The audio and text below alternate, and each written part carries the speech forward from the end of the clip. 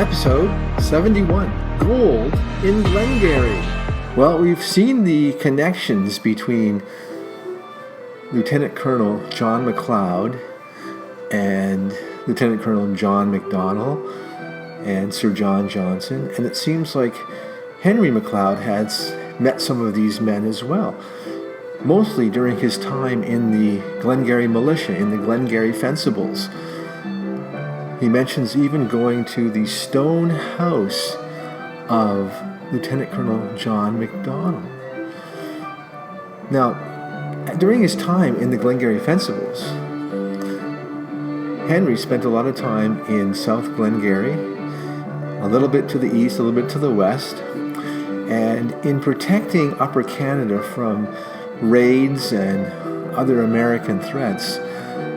The whole group of Glengarry Highlanders received a lot of praise from their leaders, including Sir John Colborne and Sir John Johnson and Lieutenant Colonel John McDonnell. Even General Brock had praise for the Lancaster Highlanders.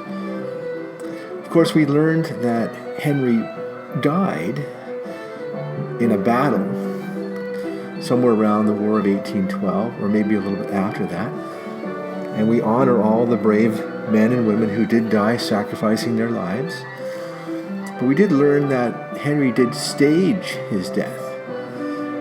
One of the things that occurred after the war was that Sir John Johnson was responsible for land petitions and granting land, especially to United Empire Loyalists that fled from the United States, and to members of the military and militias that fought. At Sir John Johnson House, we have that tree tunnel, and we have some secret entrances, which reminds us that Sir John Johnson was interested in tunnels and having secret places in case of American attacks. Henry was actually granted land by Sir John Johnson after the war. We see a McLeod petition for land signed by Sir John Johnson. So Henry came back to South Glengarry after the war. He did not let his wife Eliza know this. He was worried about the wealth and the diamonds he had discovered, and he was very concerned that his wife might be in danger if others found out about it. So he kept it secret, and he kept his faked death secret as well. He finds in the journal, after talking to his friend in the bar, that there are hints of gold in Glengarry. Now, the secret tunnels were mentioned as well in the Celtic cross shape.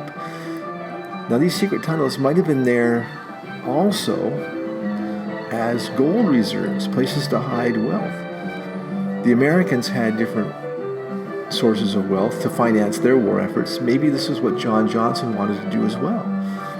Now, in the Moosehead Inn, Henry met his brother-in-law. His brother-in-law spoke of the journal he was writing, and we believe this is the Chronicles of Curiosity written by John McLeod. This was the focus of Season 1 on Mystery Secret Searchers.